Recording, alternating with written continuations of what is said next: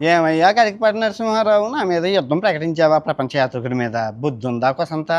ఇంకిత జ్ఞానం ఉందా?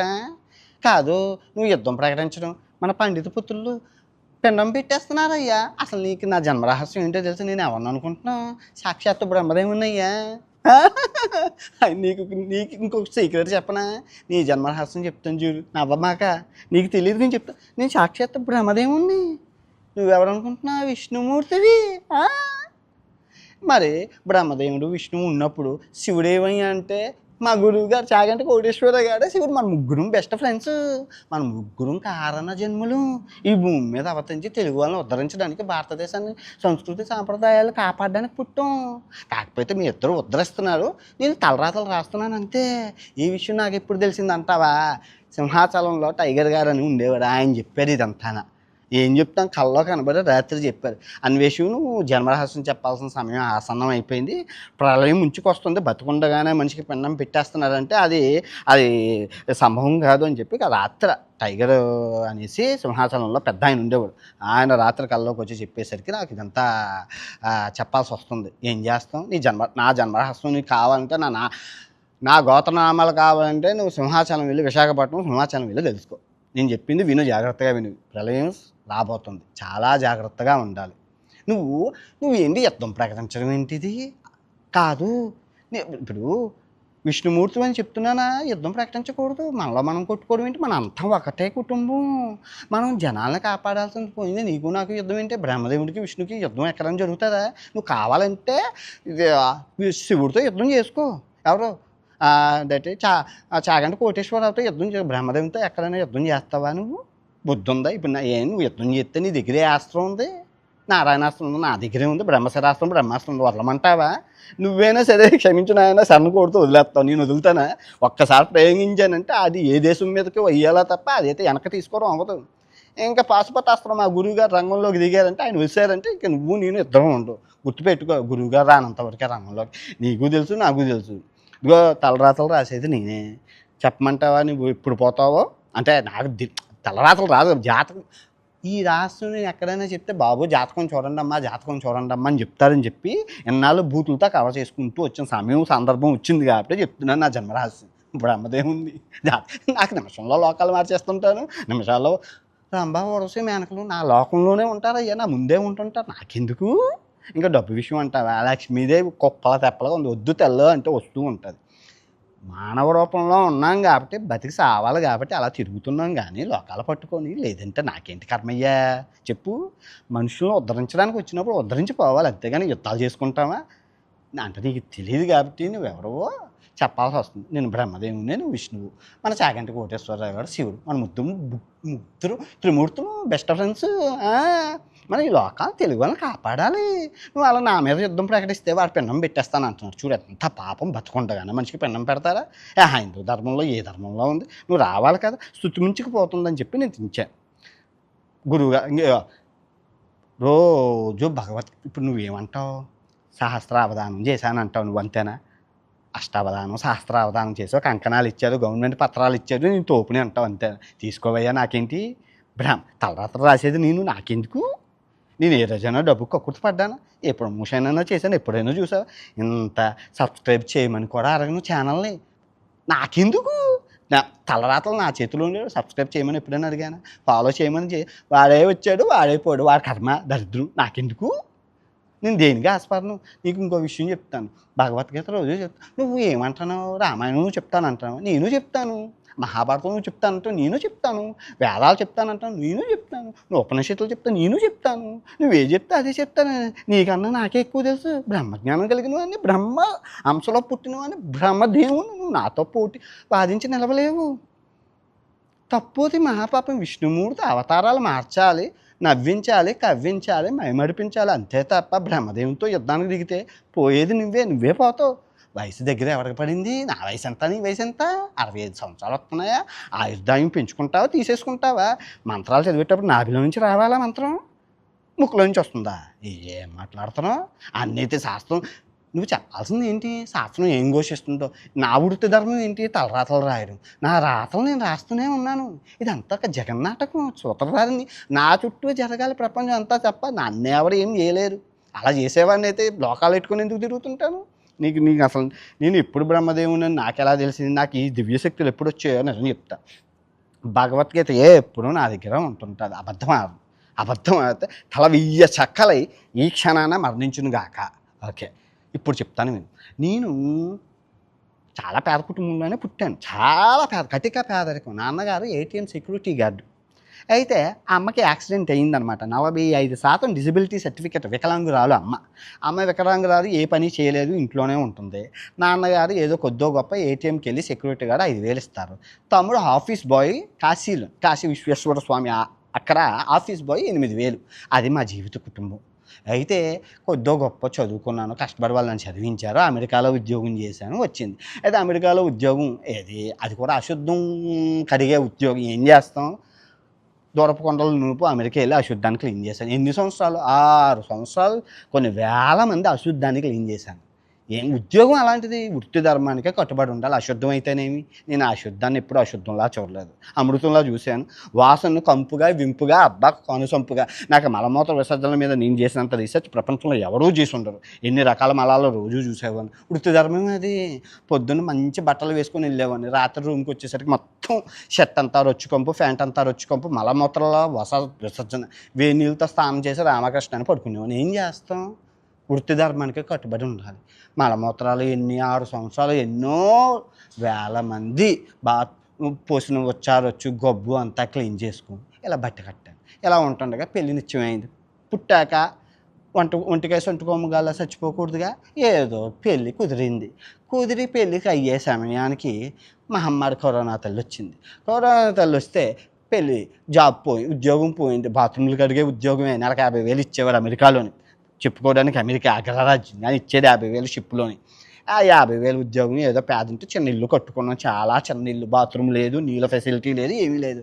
49 గజాలు, చాలా చిన్న ఇల్లు ఏదో కట్టుకున్నాం. పునాదులు కూడా లేవు, గాలి వస్తే పడిపోతుంది. అలాంటి ఇంట్లో నా అమ్మ కళ ఏంటంటే కట్టుకున్న ఇంట్లో చచ్చిపోవాలి, కన్ను ముయ్యాలన్నదని చెప్పి అది కూడా ఎవరో కట్టింది, ఎవరో ఇల్లు కొనుక్కున్నాం. దిక్కు దేవంతరం లేక ఉన్న 20 లక్షలతో ఏం కట్టేస్తాం? కట్టేసుకున్నాం. అంతా బాగానే ఉంది. ఇల్లు కట్టి పెళ్లి చేయాలి. పాత ఇల్లు కొనుక్కొని ఏదో పెళ్లి చేయడానికి పెళ్లి సంబంధంకి వెళ్ళాం. వాళ్ళు పేదింటి వాళ్ళ కట్నం వద్దు అన్నాను. అంతా బాగానే ఉంది. కరోనా తల్లి వల్ల పెళ్లి క్యాన్సిల్ అయిపోయిందని బాధతో ఇండియా వచ్చి పెళ్ళి అవ్వాలని చెప్పి, నువ్వు నమ్ముతావా నమ్మవా, ఆడవాళ్ళు ఎక్కడైనా వ్రతాలు, పూజలు, నోములు చేస్తాను. మగముండా పడుకుని మగ పుట్టి చోటాచార్థం, బడాచార్థం, మొత్తం దేవాలయాలు, పుణ్యక్షేత్రాలు, అష్టాదశ శక్తిపీఠాలు, జ్యోతిర్లింగాలు అన్నీ తిరిగి దేవుళ్ళకి ఒకటే ఏది మన హిందూ దేవుళ్ళు చెప్పలేదని ఆ క్రైస్తవ దేవుణ్ణి, ఆ పక్కన ఇస్లామిక్ దేవుణ్ణి, వాళ్ళ గుళ్ళకి వెళ్ళి మొక్కులు మొక్కేశాను. పెళ్ళి అయిపోవాలి, 2 పిల్లలు పుట్టియాలి, ఎల్ఐసి పాలసీ కొనుక్కోవాలని. ఎంత చేశాక ఇంటికి వచ్చాను. 100 రోజులు అయ్యాక ఇంటికి వస్తే అమ్మ చెవిలో మాట చెప్పింది. నాయనా, నువ్వు చచ్చిపోవంటే ఒక మాట చెప్తాను. ఏంటమ్మా అన్నాను. నీ పెళ్ళి పెటాకలైంది, ఆ అమ్మాయి వేరే వాడిని చేసేసుకుంటుంది, చెప్పమన్నారు నీకు అన్నారు. ఇదేంటి, ఇంతమంది దేవుళ్ళకి నేను ప్రార్థిస్తే నాకు ఈ దేవుళ్ళు అందరూ కలిపి ఇలా బొక్క పెట్టేదేంటి అన్నాను. అంటే ఏమో నాయన, నాకు అది నువ్వు దేవుళ్ళనే అడుగు అన్నారు. మేడ మీదకి వెళ్ళిపోయాను. 3 నెలలు గడ్డం మీసం పెంచుకొని నిరాహార దీక్ష చేసి అలా రోజు ప్రశ్నించడం. ఇన్ని నోములు నేసాను, ఎన్ని వ్రతాలు చేశాను, నాకు ఎందుకు పెళ్ళి అవ్వలేదని. ఇంకా దేవుళ్ళు ఏమని సమాధానం చెప్తారు? సమాధానం చెప్పలేదు. ఏదో ఉంది మనకి, నాకు తెలియదు కదా ఈ విషయం. అయితే ఇంకెందుకు, బ్యాంక్ బ్యాలెన్స్ డబ్బులు లేవు, లక్ష్మీదేవి లేదు, పెళ్ళి క్యాన్సిల్ అయిపోయింది, లోకులు కాకులు గుచ్చుకుంటూ తినేస్తున్నారు. ఇదంతా ఎందుకు, తీర్థలోకాలకు వెళ్ళిపోదాం అని చెప్పి అదే చచ్చిపోదాం అనుకున్నాను అనుకో. అంటే అప్పుడు నాకు తెలియదు నేను బ్రహ్మదేవుడిని. చెప్తాను విను, కథ విను. అయితే చచ్చిపోదాం అనుకుంటే ఇంట్లో చచ్చిపోతే ఎవరికి ఉపయోగం లేదు. అది విదేశాల్లో చేస్తే ఇన్సూరెన్స్ కంపెనీ వస్తుంది, డబ్బులు వస్తాయని చెప్పి ట్రావెల్ ఇన్సూరెన్సు 50 లక్షలకు తీసేసుకొని సోమాలియా వెళ్ళిపోయాను పోవడానికి.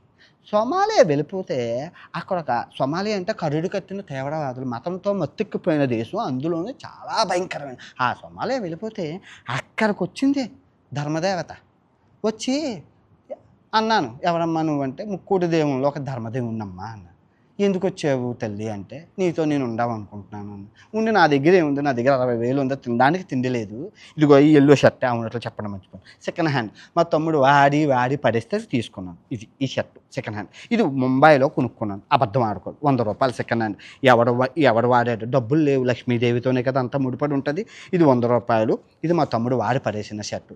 ఈ రెండుతోనే సోమాలియా వెళ్ళాను. అవునట్టు ఇప్పుడు ఎందుకు వేసుకున్నానంటే సమయం సందర్భం వచ్చింది, చెప్పపోతారు నిజాలు చెప్పాలని. నా మొదటి వీడియోలో చూసుకో, ఇదే ఉంటుంది సోమాలియా వీడియోలో. అయిపోయింది.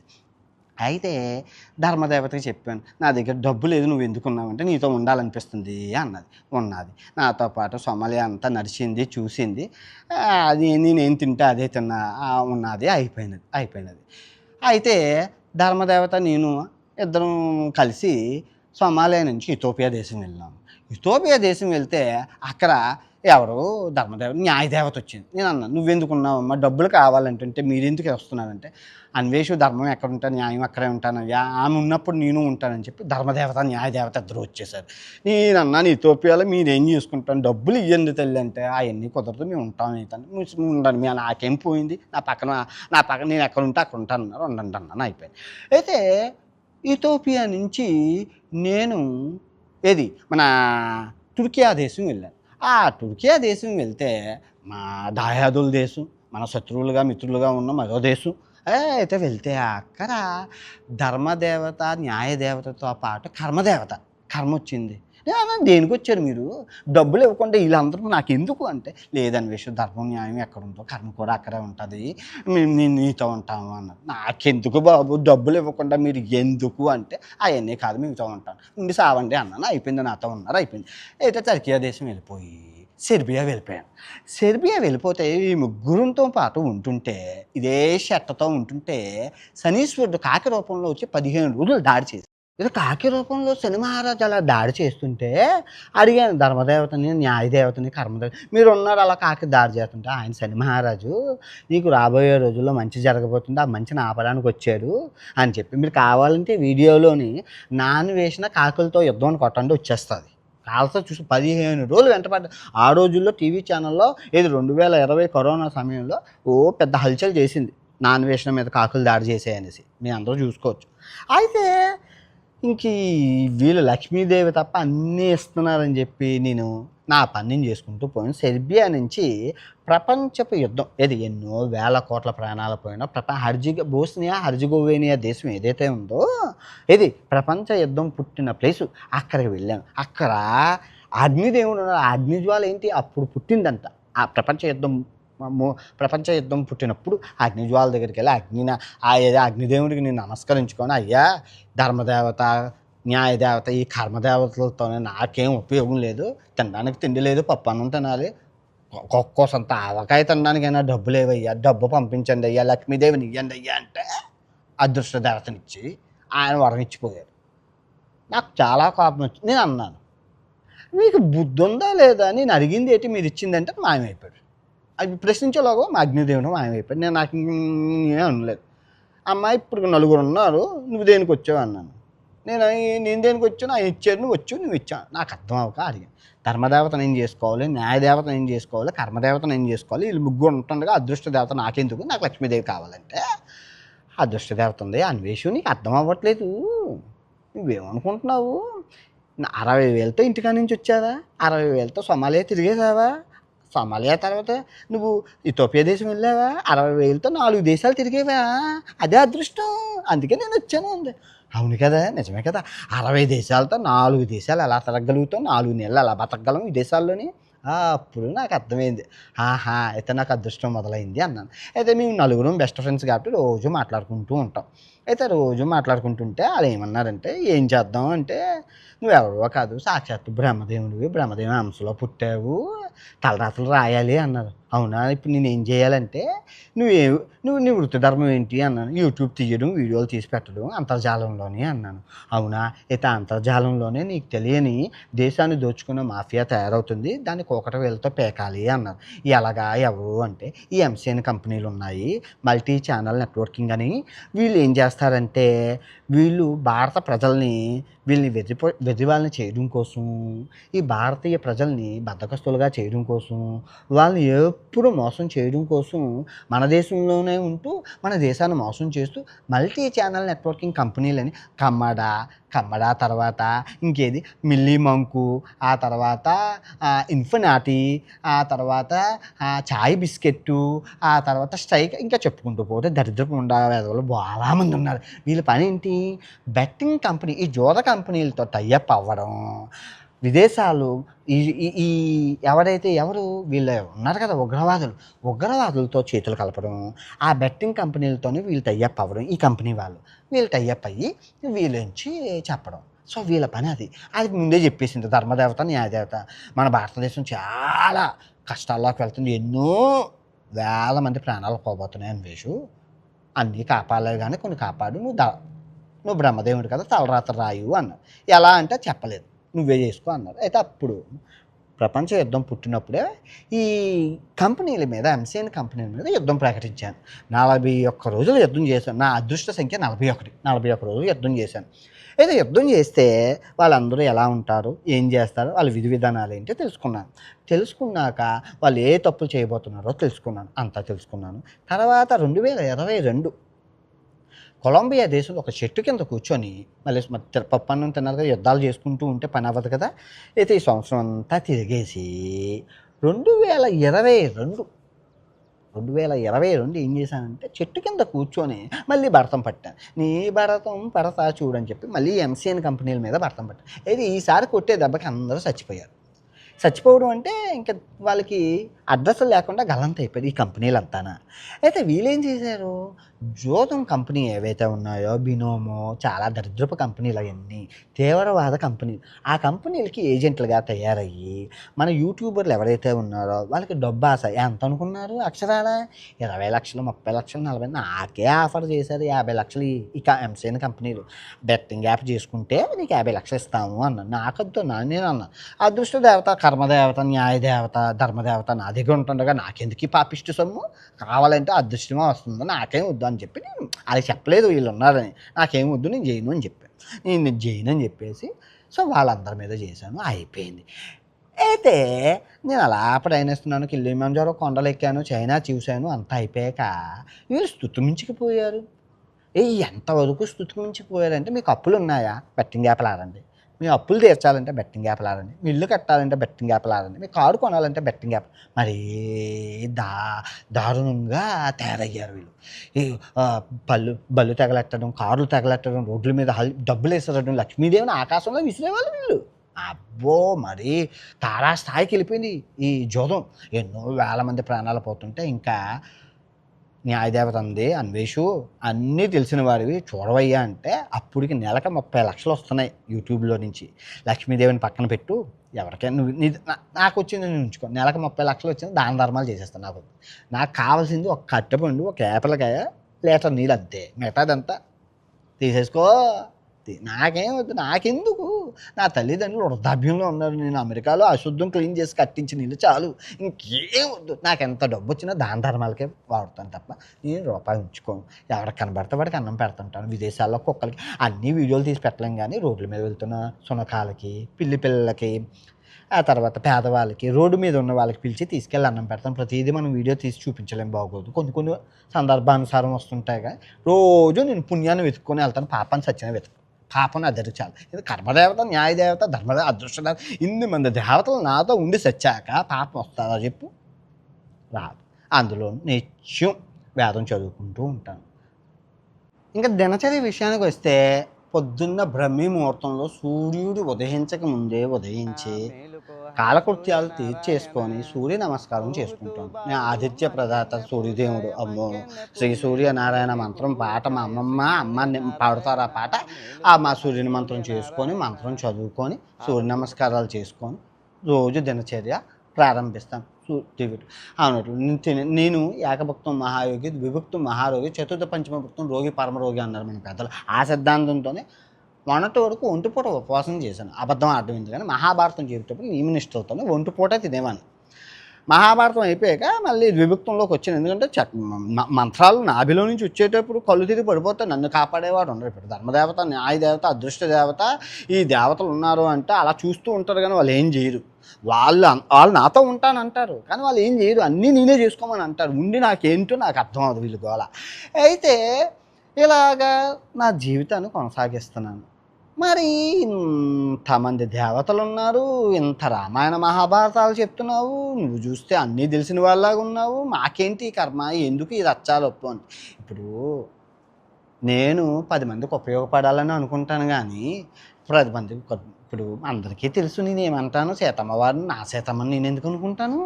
అక్కడ అన్నది అత్యాచారాలు మరీ దారుణంగా అయిపోయి, ఇప్పుడు భారతదేశం అంటే కర్మభూమి పుణ్యభూమి, స్త్రీ అత్యాచారాలు తారాస్థాయికి వెళ్ళిపోయి మరీ దారుణంగా గోమాతను బలాత్కారం చేయడం ఏంటి, అది గర్భిణితో ఉన్న గోమాతని. హిందూ సాంప్రదాయం ఎక్కడికి వెళ్ళిపోతుంది, వాటి మీద మీలాంటి వాళ్ళు ఖండించట్లేదు. అందుకే మీ అంతు చూడడానికి వచ్చాను, మీ తలరాతలు రాయబోతున్నాను. మీరు కూడా స్థుతిమించుకుపోయారు చాలా. మీరు వేదాలని కంకణాలని మీకు ఈ ఫాలోయింగ్ జనం చెప్పట్లు చూసి మీరు ఎక్కిపోతున్నారు, కానీ తగ్గాలి మీరు. చాలా చాలా చాలా పాపం చేస్తాను. ఇప్పుడు మీ లింగం ఏంటి, పూలింగం. నా లింగం ఏంటి, పూలింగం. మన గురువు గారు చాగంటి కోటేశ్వరరావు గారి లింగం ఏంటి, పూలింగం. వాళ్ళెవరు, స్త్రీలింగం. స్త్రీల గురించి మనకెందుకు, మన పంచమనం కొట్టుకొని మన వరి బీజాల కన్నా మన వృషణాలకి గాలి తగిలితే చాలు. మన పప్పు అన్నం మనం తిందా, మన వరి బీజాల గురించి మన వరి బీజం అంటాను అమంగళప్రదంగా. వృషణాలకి గాలి తగిలితే చాలు. ఆడవాళ్ళు ఏం కొట్టుకుంటే మనకెందుకయ్యా చెప్పండి. తరతరాలుగా యుగాలుగా అత్యాచారాలు చేస్తూనే ఉన్నాం, సతీసాగమనం. ఆడవాళ్ళ మీద మన పెత్తనం ఏంటి, భూతమాటలు ఆడవాళ్ళ మీద రాసిన శాస్త్రాలన్నీ ఆడవాళ్ళ, త్రేతాయుగం నుంచి ద్వాపరయుగం నుంచి కలియుగం మీద ఆడవాళ్ళ మీద పెత్తనం ఏంటి. నాకు తెలియదు. ఇప్పుడు త్రేతాయుగంలో సీతాదేవిని అవమానించాం, కానీ మనం రాముడిని ఏమి అనలేకపోయామే. అది పక్కన పెట్టు, సీతాదేవి గారిని మనం అలాగనడం తప్పు. కానీ ఆ పక్కన పెడితే ద్వాపరయుగానికి వస్తే ద్వాపరయుగంలో ద్రౌపదీదేవిని కీచుకులు వీళ్ళంతా చేశారు. కానీ మాకు శ్రీకృష్ణ పరమాత్ముడు నువ్వు వచ్చి చేరవకపోతే ద్రౌపది మాత దేవి పరిస్థితి ఏమవుదును. ఇవన్నీ ఎవరు ఆలోచించట్లే. పెద్దగుండా వాళ్ళు మీరే చెప్పాలి. వీళ్ళందరికీ వీళ్ళు సామాన్యులు, వీళ్ళు నిమిత్త మాత్రులు, వీళ్ళకి ఏం తెలుసు, శాస్త్రం ఏం ఘోషిస్తుందో చెప్పడానికే కదని మీరున్నారు. నేను అన్న దాంట్లో తప్పే ఉంది. వాడేదో అన్నాడు, వాడేదో చెప్పాడు, వాడు అన్నది పక్కన పెట్టండి అని చెప్పాలి. కానీ మీరు దానికి యుద్ధానికి కాలు దువ్వుతే పోయేది ఎవరు? ఆయుర్దాయం దగ్గరలో ఎవరికి ఉంది? నాదెంత మీదెంత? బ్రహ్మదేవుడితో విష్ణువు యుద్ధం చేయొచ్చా? అన్నీ తెలిసిన వారు, సర్వం బొచ్చు, అన్నీ తెలిసిన వారు ఆలోచించి మాట్లాడాలా. మీరు అలా తప్పు. నా సిద్ధాంతాలు ఏంటంటే, దేశాన్ని మతం మత్తులో అన్యాయం చేస్తున్నారు. అది నేను సహించను. నేను ఉంటుండగా అది ఎలా సాధ్యమవుతుంది? బత్తాయి అంటే వ్యాపారం, మతాన్ని వ్యాపారం కోసం వాడుకోకూడదు. వీళ్ళు మతాన్ని అడ్డు పెట్టుకుని వ్యాపారం చేస్తున్నారు, చాలా తప్పు. అంతే కదా. ఇప్పుడు రూపాయికి రోజుకి క్షీణిస్తుందంటే జై శ్రీరామ్ అంటున్నారు. అందరూ జై శ్రీరామ్ కోసం మాట్లాడుతున్నారు, కానీ రూపాయి కోసం ఎవరు ఇప్పుడు రూపాయి ఎంత అయింది? 70 రూపాయలు అయింది, జై శ్రీరామ్ అన్నారు. రూపాయి 80 రూపాయలు అయింది, జై శ్రీరామ్ అన్నారు. రూపాయి 90 రూపాయలు వచ్చేసింది, జై శ్రీరామ్ అన్నారు. రేపు 100 రూపాయలు మీరు జై శ్రీరామ్ అన్నం తప్పులేదు, కానీ రూపాయి పడిపోతుంది. దాని గురించి ఆలోచించకుండా ఏవో చెప్తారేంటి, తప్పు. వీళ్ళని అరిచే కుక్క కరవదు, కరిచే కుక్క అరవదు. వాళ్ళు అరుస్తూ ఉంటారు, మనం చూస్తూ వదలు. నేను ఏవి పట్టించుకోను. నా పని ఏదో నాది. హాయిగా లభిస్తాను. భక్త కన్నప్ప, దానవేర సౌరకర్ణ, ఆ తర్వాత పౌరాణికాలంటే ఆ ప్రాణం పోసేసుకుంటాను, అవి చూస్తాను. వీళ్ళంతా నిమిత్తం మనకు అన్నీ తెలిసినప్పుడు వాళ్ళతో నేను వాదించేది ఏంటి, ముడుకులతోని ఏదో నా ఆటలు నేను ఆడుకుంటూ ఉంటాను. సరదా ఆటగాని కాబట్టి సరదా, అంతే, ఇంకేం లేదు. ఇంకా నేను చెప్పొచ్చేది ఏంటంటే, మీరు తక్షణమే వీటిని ఖండించాలి. మీరు కూడా కొన్ని మిమ్మల్ని మీకు హాస్యాస్పదంగా మీరు ఏం చేస్తారు, చలోక్తులు విసిరేటప్పుడు నోరు జాడుతారు. మీరు నాలాగే ఒకటే కుంపట అయినప్పుడు ఏం చేస్తారు, ఇప్పుడు మాట్లాడేటప్పుడు మనం వాక్చాతుర్యం అనర్గళంగా ఉంటుంది. మంత్రాలు చెప్పి నాలుగు అలా కొన్నిసార్లు తప్పులు దొరుకుతూ ఉంటాయి. మహాభారతం చెప్పేటప్పుడు చాగంటి కోటేశ్వర గారు ఎన్ని తప్పులు చెప్పారు, తెప్పించి సరిదిద్దుకున్నారు అనుకోండి, చూపించమంటే చూపిస్తాను. ఆయన చెప్పిన మహాభారతంలో ఇన్ని తప్పులు వెతికాను. ఆ తర్వాత తమడ చెప్పింది విన్నాను, తమడ ఇంకానా. చెప్పేటప్పుడు వాక్శుద్ధి జరుగుతూ ఉంటుంటుంది, చిన్న తప్పులు దొరుకుతూ ఉంటాయి. మనం చూసినట్లు పోవాలి. అంతేగాని ఎక్క తోక పీక్కుంటే పోయేది ఎవరండి, నాకు తెలియగలుగుతాను. గతం మర్చిపోకూడదు. మా గురువుగారు చాగంటి కోటేశ్వరరావు గారు గీత కార్మికుల విషయంలో ఏదో నోరు జారారని చెప్పే విషయంలో తల కలిగితే మొల కలగదు ఏదో అది ఎందుకులేండి, కానీ అది అన్నారని చెప్పి ఆయన అబ్బో ఆ రోజుల్లో వేధించారు, ఏడ్చేశారు. పాపం ఆ గురువుగారు ఏడ్చిన రోజు నా కళ్ళల్లో కన్నీటి బొట్టులు రాలే, ఎన్ని రోజులు ఏడ్చానో మా గురువుగారిని అలాగ అన్నారని. ఏం మీరు మర్చిపోయారా? మీరు ఏడ్చారు, అవధానం చెప్పండి బాబోయ్, నన్ను వేధిస్తున్నారు బాబోయ్, మీరు ఏడ్చారు, ఇప్పుడు నా వంతు. ముగ్గురు త్రిమూర్తులం కాబట్టి ముగ్గురికి అక్షింతలు పడ్డాయి. చూసి చూడనట్లు పోవాలి. వేదం తెలిసిన శాస్త్రం శాస్త్రం ఏం ఘోషిస్తుందో చెప్పాల్సిన మనం చెప్పేటప్పుడు ఇలా తప్పులు దొరుకుతూ ఉంటాయి. చూసి చూడనట్లు పోవాలి. కానీ అదే పెద్ద తప్పు అన్నట్లు సీతం అక్కడ అర్థం చెప్తుంది. మీకోసమే ఇది నేను చెప్పాల్సి వచ్చింది. ఇప్పుడు మనం స్త్రీ స్వేచ్ఛని ఎప్పుడూ హరించకూడదు. మరీ స్తుతిమించుకుపోయారు. మేకని బలాత్కారం చేసే స్థాయికి దిగజారిపోయారంటే భారతీయులు. మేకని బలాత్కారం, శునకాలు ఏం చేశాయి? మరీ శునకాలు కూడా బలాత్కారం చేస్తున్నారు. ఇదంతటికీ కారణం ఆడపిల్లలు లేకపోవడం. రోజుకి ఎందుకంటే మహాపాపం పిండాలని మనం పిండ రూపంలో ఉండేటప్పుడు లక్ష్మీదేవిని చంపేశాం. ఏం చేస్తాం? శాస్త్రం ఏం ఘోషిస్తుందో వీళ్ళు చెప్పకుండా ఉంటుంటే మీ పని మీరు చేయట్లేదు. నా పని తలరాత రాయడం ఊరికే, చెప్పడం ఊరికి కాదు. మీరున్నది దేనికి చెప్పాలి కదా ఎలాంటివన్నీ అని. స్త్రీలని ఎన్నో మంది స్త్రీల లక్ష్మీదేవులని భారతదేశ గడ్డ మీద రానివ్వకుండా చంపేశారు. ఇప్పుడు ఆ పాపం తగులుతుంది. మేకలని, ఆవులని, గేదెలని, జంతువుల్ని చేశారని మరి అబ్బం శుభం చిన్నపిల్లలు ఏం చేశారు? వాటి మీద పోరాడాలి. ఈ బత్తాయి రంగు ముసుగులో ఉన్న వాళ్ళు ఆ చిన్నపిల్లల అత్యాచారాన్ని కవర్ చేస్తూ ఉన్నారు. నోరు వెత్తాలి. ఆ చిన్నపిల్లల అత్యాచారం జరిగిన వెంటనే మీరు దానికి ఉరిశిక్ష వేయాలి. ఇప్పుడు నేను మలేషియా దేశంలో ఉన్నాను. ఇక్కడ బలాత్కారం చేశారంటే మరుక్షణమే ఉరిశిక్ష పడుతుంది. ఇక్కడ ఉన్నది భారతీయులే, 200 ఏళ్ల క్రితం భారతీయులు. కానీ ఎంత అద్భుతంగా ఉన్నారో. వాళ్ళ పని వాళ్ళు చేసుకుంటారు, వేరే వాళ్ళ విషయంలో తలదోచరు. భారతదేశంలో ఏం జరుగుతుందో కూడా పట్టించుకోరు. చాలా పద్ధతిగా శుచి శుభ్రంతో మలేషియా వాళ్ళు ఉన్నారు. మలేషియా భారతీయులు, మలేషియా దేశస్తులు, కాకపోతే భారత సంతతికి చెందిన వాళ్ళు చాలా అద్భుతంగా ఉన్నారు. ఈ దేశం అన్నీ బాగానే ఉన్నాయి. భారతీయులే, మన హిందూ ధర్మానికి చెందిన వాళ్ళే. గుళ్ళు గోపురాలు వాళ్ళ భక్తి చూడాలి బాబో. ఆ భక్తికి నేను చాలా మంత్రముగ్ధుని అయిపోయాను. నిన్నే చూశాను. ఇంకా ఇప్పుడు గుడ్డొచ్చి పిల్లనిక్కరిచ్చింది అన్నట్లు నేను మీకు అంటే మానవ రూపంలో ఉండి చెప్పడం బాగోదు. మనం స్వర్గలోకాల్లోకి వెళ్ళాక అక్కడ మాట్లాడుకుందాం జరిగిందంతా. చాలా బాగుంటుంటుంది, చాలా ఫన్నీగా ఉంటుంది. అప్పుడు మీకు ఏం జరిగిందో, అసలు నేను ఎక్కడ మిమ్మల్ని కలిసానో, ఎప్పుడెప్పుడు మాట్లాడానో, మీకు నాకు సంబంధం ఏంటో అన్నీ మాట్లాడుకున్నాం. మనం అంతా ఈ లోకం కాదు. ఈ లోకానికి మనకి సంబంధమే లేదు. స్వర్గలోకం. నా లోకంకి వచ్చేటప్పుడు లేదా వైకుంఠం నేను వచ్చేటప్పుడు మాట్లాడుకుంటాం అంతా. లేదా కైలాసం వెళ్దాం. చాగంటి కోటేశ్వరరావు గారిని ఉంటారు అక్కడ. ఇప్పుడు కాదు, ఇదంతా ఒక 1000 సంవత్సరాల తర్వాత మనం అప్పుడు గురించి మాట్లాడుతాం. ఈ గ్రహం అయిపోయింది, జనంతో ఇక్కడ భూమికి భారం, పెనుభారం, ప్రళయం రాబోతుంది. మీరు రావాలి ముందుకి, మీరు వచ్చి మాట్లాడాలి. అన్నీ తెలిసిన వారు బయటకు వచ్చి మాట్లాడండి. యుద్ధాలు ప్రకటించుకోవడం ఎంతవరకు అసంభవం. వీళ్ళు ఏం చేస్తారు అన్వేషణ. అరిచే కుక్క కరవదు, కరిచే కుక్క కరవదు. వాళ్ళు ఏం చేస్తారు బొంగు. నేను భారతదేశ పాస్పోర్టు, భారతదేశ పౌరసత్వాన్ని వదులుకుంటే పాపం.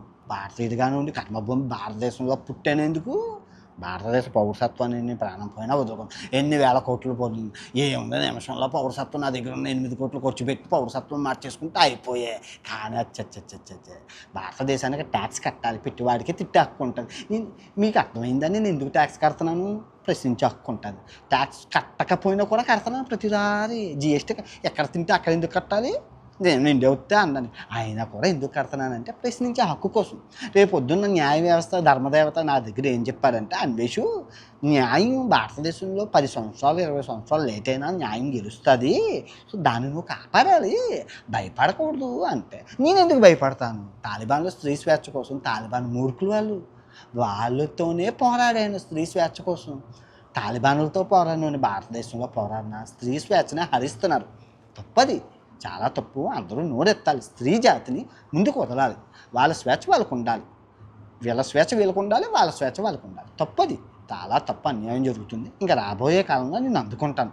ఎందుకంటే మీరు అందుకోలేకపోతున్నారు. వయసు అయిపోయింది, వృద్ధాప్యంలోకి వెళ్తున్నారు కాబట్టి వాక్శుద్ధి పోయింది అనిపిస్తుంది. ఎందుకంటే కొన్ని మాటలు ఉచ్చారణలో దోషాలు ఉన్నాయి. ఎందుకంటే ముసలి వాళ్ళగా మీరు ఉన్నప్పుడు, మీకు 65 సంవత్సరాలు పైబడినప్పుడు, కన్నెపిల్లను చూసినప్పుడు మనసు నిగ్రహశక్తి ఉన్నది. నిగ్రహశక్తి కోల్పోకూడదు, అంతేనా? 60 సంవత్సరాలు ముసలివాడికి చూస్తే, కన్నెపిల్లని చూస్తే ముసలివాడికి కూడా లేచి వస్తుంది అన్నట్లు ఆ సామెతకి అడాప్ట్గా తీసుకొని మీకు మూడు రావడం ఏంటి?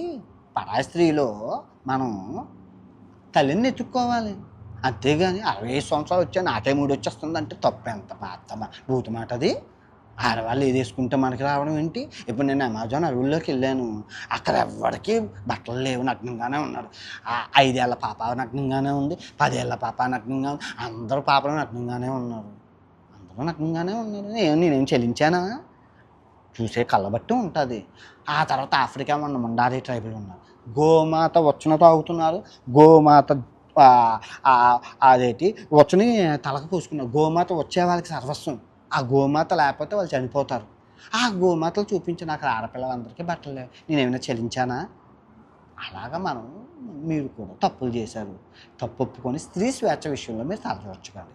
మీరు ఏదైనా చెప్పాలి అనుకుంటే మగజాతికి చెప్పుకోండి. మగజాతిని ఉద్ధరించండి. స్త్రీ జాతిని ఉద్ధరించడానికి అమ్మవారు ఉన్నారు, వాళ్ళు చూసుకుంటారు. మీరెవరు చెప్పడానికి? కానీ మీరు ఇప్పుడు ప్రస్తుతం దేశం యొక్క అతిపెద్ద సమస్య స్త్రీ స్వేచ్ఛతో పాటు స్త్రీ మీద చిన్నపిల్లల మీద బలాత్కారాలు. ముసలమ్మ అమ్మని బలాత్కారం చేశారండి మొన్న, తప్పుకుంటే పాపం ముసలావని. ఇంకా దరిద్రం నా నోటితో చెప్పలేకపోతున్నాను. చచ్చిపోయిన శవాన్ని కూడా ఆడదాయి అయితే చాలు వీళ్ళకి. వీళ్ళందరూ కామపిశాచులుగా అయిపోయారు. దానికి మీరే మూల కారణం.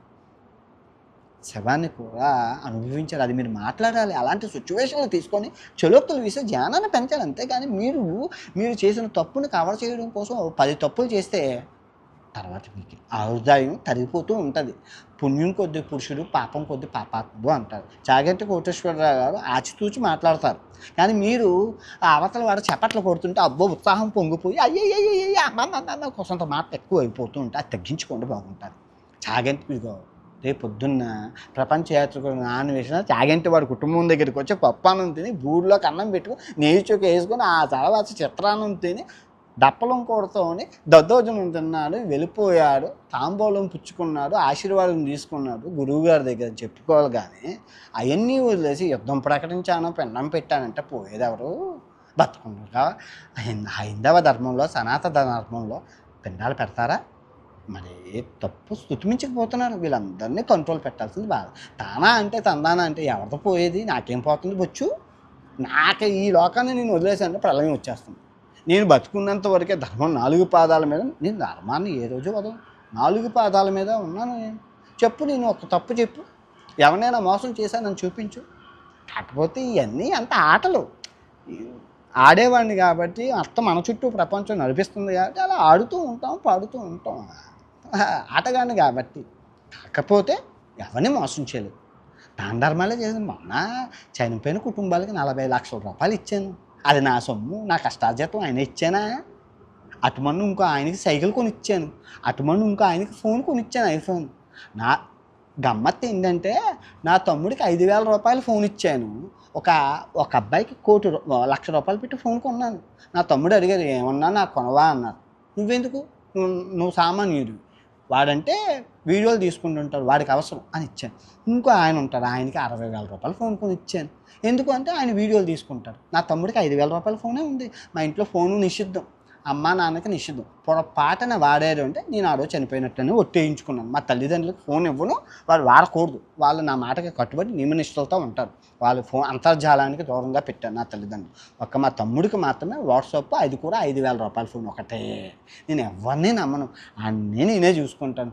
ఎడిటింగ్ల నుంచి అంత. నా పిల్లకి ఎవరి చేతుల్లోకి ఇవ్వను, ఎప్పుడు ఇవ్వను. ఇస్తే ఎందుకు పిల్లకి తిప్పుతూ ఉంటారు. పిల్లకి తిప్పించుకోవాల్సిన కర్మ నాకేంటి? అన్నీ నది తెలిసిన వాడిని బ్రహ్మదేవుడిని నేను అని చెప్తుంటే నా పని తలరాతలు రాయడం అంతవరకే. నన్ను ఎవరు పూజించకూడదు. నన్ను పూజిస్తే పాపం తగులుతుంది, తిరిగితే మహాపాపం తగులుతుంది. అయిపోయింది. దయచేసి మీరు కళ్ళు తెరవండి.